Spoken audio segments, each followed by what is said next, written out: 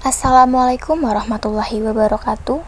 Perkenalkan, saya Zahara Rahmadani dengan NIM 22017134, Prodi Sastra Indonesia, Fakultas Bahasa dan Seni, Universitas Negeri Padang.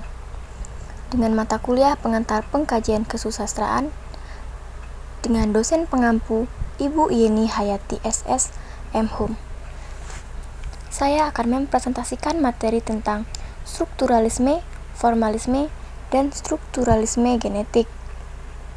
Strukturalisme, latar belakang sejarah strukturalisme. Strukturalisme dapat dipandang sebagai suatu pendekatan objektif. Struktural dari pandangan kaum strukturalisme yang menganggap karya sastra sebagai struktur yang unsurnya berhubungan antara satu dan lainnya.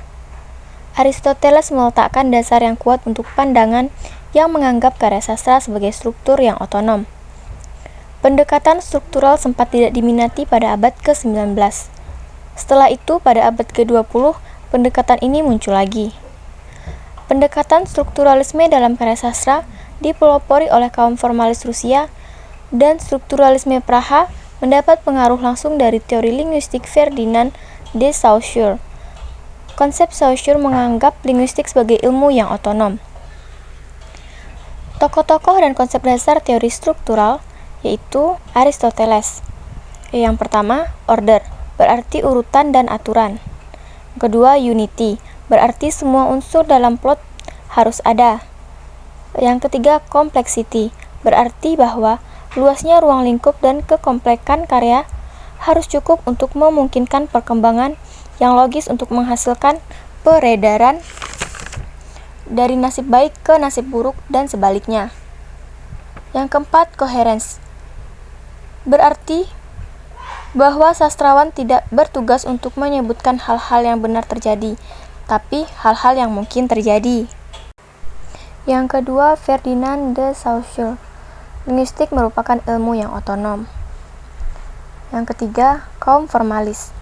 Tokoh-tokoh kaum formalis yaitu Jacobson, Shklovsky, Ershenblum, Tinjanov. Konsep kaum formalis bersifat otonom artinya dapat dipahami sebagai kesatuan yang bulat. Hakikat strukturalisme. Strukturalisme merupakan salah satu pendekatan kesastraan yang menekankan pada kajian hubungan antar unsur pembangun karya yang bersangkutan. Jadi, strukturalisme disamakan dengan pendekatan objektif, dapat dipertentangkan dengan pendekatan lain, seperti pendekatan mimetik, ekspresif, dan pragmatik menurut Abrams. Menurut Haweks dalam Nurgiantoro, strukturalisme pada dasarnya dipandang sebagai cara berpikir tentang dunia yang merupakan susunan hubungan daripada susunan benda. Menurut Theo, mengatakan bahwa dasar struktur sebuah karya sastra merupakan keseluruhan, kesatuan makna yang bulat, mempunyai kohesi intrinsik dalam keseluruhan setiap bagian, dan unsur memainkan peranan yang hakiki.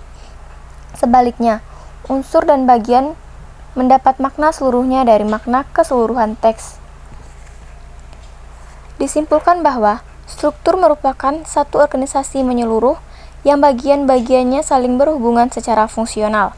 Artinya, bagian itu saling mempengaruhi, saling menentukan makna, dan hanya bermakna di dalam kesatuan. Tujuan strukturalisme. Pada dasarnya, analisis struktural bertujuan untuk memaparkan secermat mungkin fungsi dan keterkaitan antar berbagai unsur karya sastra yang secara kebersamaan menghasilkan sebuah kemenyeluruhan. Analisis struktural mengaitkan hubungan antar unsur. Karya sastra merupakan sesuatu yang kompleks dan unik. Prinsip dasar pendekatan struktural. Pendekatan yang bertujuan membongkar dan memaparkan secermat mungkin keterkaitan unsur-unsur karya sastra yang membentuk makna menyeluruh atau universal.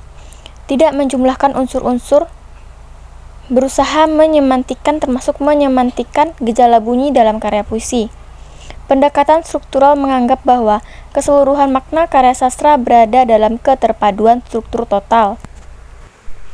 Kelemahan dan keuntungan strukturalisme. Kelemahan strukturalisme terletak pada keyakinannya yang terlalu berlebihan terhadap otonomi karya sastra. Keuntungan strukturalisme yaitu memegang teguh kelengkapan, keterjalinan struktur, dan otonomi karya sastra. Selanjutnya yaitu materi tentang formalisme. Secara etimologi, formalisme berasal dari bahasa Latin yaitu forma yang berarti bentuk atau wujud. Formalisme mengutamakan pola-pola suara dan kata-kata formal, bukan isi. Cara kerjanya disebut metode formal. Tujuan pokok formalisme adalah studi ilmiah tentang sastra dengan cara meneliti unsur-unsur kesastraan, puitika, asosiasi, oposisi, dan sebagainya. Sebagai teori modern dari sastra, secara historis kelahiran formalisme dipicu oleh 3 faktor sebagai berikut. Formalisme lahir sebagai akibat penolakannya terhadap paradigma positivisme abad ke-19 yang memegang teguh prinsip-prinsip kausalitas. Dalam hubungan ini sebagai reaksi terhadap studi biografi. Yang kedua, kecenderungan yang terjadi dalam ilmu humaniora, di mana terjadinya pergeseran dari paradigma diakronis ke sinkronis. Yang ketiga, penolakan terhadap pendekatan tradisional yang selalu memberikan perhatian terhadap hubungan karya sastra dengan sejarah, sosiologi, dan psikologi. Konsep formalisme. Konsep yang mendasari studi kaum atau tokoh formalisme ialah pada apa yang sebenarnya menjadi persoalan pokok dari studi sastra itu sendiri. Konsep formalisme menganggap penting berbagai ragam bahasa. Konsep formalisme juga menjelaskan bahwa bentuk merupakan sesuatu yang konkret atau nyata, dinamis dan berdiri sendiri. Gagasan mengenai teknik berhubungan dengan bentuk. Konsep formalisme menganggap bahwa plot merupakan posisi sebagai struktur. Tokoh formalisme, yaitu Viktor Shklovsky, Boris Eichenbaum, dan Boris Tomaszewski. Formalisme Rusia pada tahun 1915 sampai 1930. Lahirnya formalisme Rusia. Gerakan avant-garde. Memberontak dan menolak terhadap tradisi dalam kebudayaan atau futurisme. Sastra hendaknya menyesuaikan diri dengan zaman modern yang bergerak cepat dan bentuknya tidak mengenal ketenangan. Reaksi terhadap aliran positivisme. Tidak sependapat dengan aliran positivisme yang terlalu memperhatikan data-data biografis dalam studi ilmiah dan selalu menganggap yang ilahi sebagai yang absolut. Materialisme abad mesin sebagai wilayah puisi yang mendukung revolusi. Pokok gagasan formalisme Rusia. Yang pertama, defarmiliarisasi dan deotomatisasi. Defarmiliarisasi yaitu teknik membuat teks menjadi aneh dan asing. Istilah defamiliarisasi dikemukakan oleh Shklovsky untuk menyebut teknik bercerita dengan gaya bahasa yang menonjol dan menyimpang dari biasanya. Teknik-teknik itu misalnya menunda, menyisipi, memperlambat, memperpanjang, atau mengulur-ulur suatu kisah sehingga menarik perhatian karena tidak dapat ditanggapi secara otomatis. Contohnya, ketika ingin mengungkapkan "aku cinta padamu", klausa "aku cinta padamu" itu tidak diungkapkan secara langsung, tapi diungkapkan dengan cara lain, misalnya dengan ungkapan "selalu aku gemetar memekarkan ribuan kelopak mawar ketika kutemukan telaga bening di kedua matamu, maka biarkan aku tiba di jantungmu hingga reda seluruh demamku. Cara ungkap semacam inilah yang dimaksud dengan memberi persepsi baru, dari yang tadinya otomatis menjadi tidak otomatis atau yang diistilahkan sebagai deotomatisasi. Yang kedua, teori naratif. Kaum formalis Rusia memperkenalkan dikotomi baru antara struktur yang terorganisasi dengan bahan material yang tak terorganisasi, menggantikan dikotomi lama antara bentuk dan isi. Untuk kepentingan analisis teks naratif, mereka menekankan perbedaan antara cerita, alur, dan motif. Yang sungguh-sungguh bersifat kesusastraan adalah alur, sedangkan cerita hanyalah bahan mentah yang masih membutuhkan pengolahan pengarang. Motif merupakan kesatuan terkecil dalam peristiwa yang diceritakan. Alur bukan hanya sekedar susunan peristiwa, melainkan juga sarana yang dipergunakan pengarang untuk menyela dan menunda penceritaan. Yang ketiga, analisis motif. Dalam suatu karya, motif merupakan unsur arti yang paling kecil di dalam cerita. Pengertian motif di sini memperoleh fungsi sintaksis. Bila motif itu dibaca dan direfleksi, maka pembaca melihat motif-motif itu dalam keseluruhan dan dapat menyimpulkan motif dasarnya. Bila motif dirumuskan secara metabahasa, maka kita akan menjumpai tema sebuah karya. Misalnya dalam cerita Panji, dijumpai tema 10 cinta sejati, mengatasi segala rintangan. Boris Tomasky menyebut motif sebagai satuan alur terkecil. Ia membedakan motif terikat dengan motif bebas. Motif terikat adalah motif yang sungguh-sungguh diperlukan oleh cerita, sedangkan motif bebas merupakan aspek yang tidak esensial ditinjau dari sudut pandang cerita. Meskipun demikian, motif bebas justru secara potensial merupakan fokus seni, karena memberikan peluang kepada pengarang untuk menyisipkan unsur-unsur artistik ke dalam keseluruhan alurnya. Berikutnya materi tentang strukturalisme genetik. Pengertian strukturalisme genetik.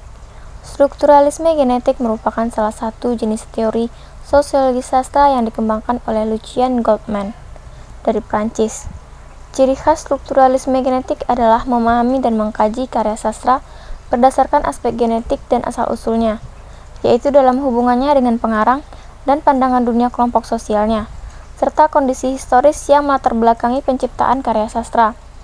Ada beberapa konsep yang perlu dipahami dalam strukturalisme genetik, yaitu pengarang atau subjek transindividual. Pengarang dalam pandangan strukturalisme genetik dianggap sebagai subjek transindividual atau subjek kolektif, yaitu subjek yang mengatasi batas-batas individu yang di dalamnya individu hanya merupakan bagian. Sebagai subjek kolektif, pengarang bukan semata-mata kumpulan individu yang berdiri sendiri-sendiri, melainkan merupakan satu kesatuan, satu kolektivitas. Pengarang dilihat sebagai anggota kelompok sosial tertentu yang ada dalam masyarakat. Yang kedua, pandangan dunia. Pandangan dunia adalah istilah yang digunakan untuk menyebut konsep yang menyeluruh dari gagasan-gagasan, aspirasi-aspirasi, dan perasaan-perasaan yang menghubungkan secara bersama anggota suatu kelompok tertentu dan yang membedakannya dengan kelompok sosial lain, karena pandangan dunia dianggap sebagai kesadaran kolektif. Yang ketiga, struktur karya sastra. Strukturalisme memandang karya sastra sebagai fakta sosial. Fakta sosial adalah suatu hal yang mempunyai peran dalam sejarah. Sebagai fakta sosial, karya sastra merupakan hasil aktivitas yang objeknya alam semesta dan kelompok manusia. Struktur karya sastra merupakan ekspresi pandangan dalam kelompok sosial pengarang secara imajiner. Dalam usahanya mengekspresikan pandangan dunia, pengarang menciptakan semesta tokoh-tokoh, objek-objek, dan relasi-relasi secara imajiner. Dengan demikian, konsep struktur karya sastra bersifat tematik. Yang keempat, dialektika pemahaman penjelasan. Metode dialektika merupakan cara memahami karya sastra yang ditandai oleh pasangan konsep, keseluruhan bagian, dan pemahaman penjelasan. Teknik pelaksanaan metode dialektik berlangsung sebagai berikut. Yang pertama, peneliti membangun sebuah model yang dianggapnya memberikan tingkat probabilitas tertentu atas dasar bagian. Yang kedua, dilakukan pengecekan terhadap model itu dengan membandingkan bagian dengan keseluruhan dengan cara menentukan sejauh mana setiap unit yang dianalisis tergabung dalam hipotesis yang menyeluruh. Yang ketiga, menentukan daftar elemen-elemen dan hubungan baru yang tidak dilengkapi dalam model semula. Yang keempat, menentukan frekuensi elemen dan hubungan yang dilengkapinya dalam model yang sudah dicek. Baiklah, sekian hasil presentasi saya. Jika ada kesalahan, saya mohon maaf. Saya akhiri dengan wabillahi taufiq wal hidayah. Wassalamualaikum warahmatullahi wabarakatuh. Bye.